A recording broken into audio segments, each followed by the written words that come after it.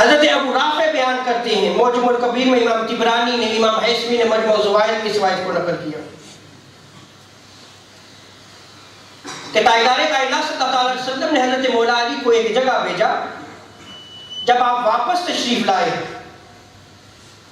تو جب آقا علیہ السلام نے مولا علی کو دیکھا کہ واپس آ گئے تو حضور صلی اللہ علیہ وسلم کا چہرہ انور کھل اٹھا، خوشی کا اظہار فرمایا.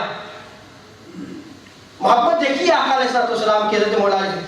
قال له رسول اللہ صلی اللہ علیہ وسلم اللہ ورسولہ وجبریل رادون. آقا علیہ السلام نے فرمایا حضرت مولا علی سے کہ اللہ اور اس کا رسول اور جبریل اے علی آپ سے راضی ہے.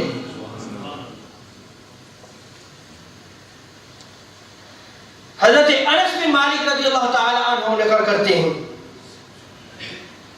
کہ ایک مرتبہ تاجدار کائنات صلی اللہ علیہ وسلم کی بارگاہ میں ایک پرندے کا گوشت جو ہے وہ پیش کیا گیا.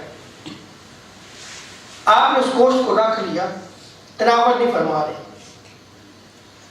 اور اللہ کے حضور جو ہے دعا کے لیے ہاتھ اٹھائے اور دعا کرتے ہوئے تاجدار کائنات صلی اللہ علیہ وسلم اللہ کی بارگاہ میں عرض کرتے ہیں اللہم ائتنی بأحب خلقک یأکل معی ہاوتین. اے اللہ تو مخلوق میں جس سے سب سے زیادہ محبت کرتا ہے اس کو میرے پاس بھیج تاکہ وہ میرے ساتھ بیٹھ کر اس پرندے کا گوشت کھائے. دعا کون فرما رہا ہے؟ تاجدار کائنات صلی اللہ علیہ وسلم. اور قبول کرنے والی ذات کون تھی؟ رب کی.